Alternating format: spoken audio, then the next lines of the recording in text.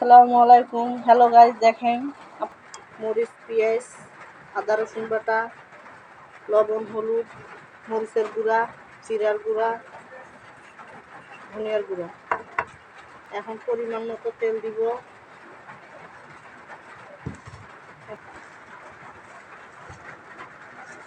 কাঁঠালগুলো আমার মাখানো শেষ হয়ে গেছে। এখন পরিমাণ মতো পানি দিব।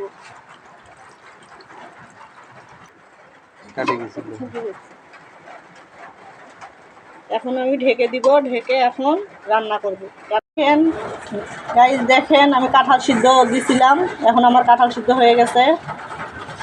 এই যে দেখেন, এত সৎকে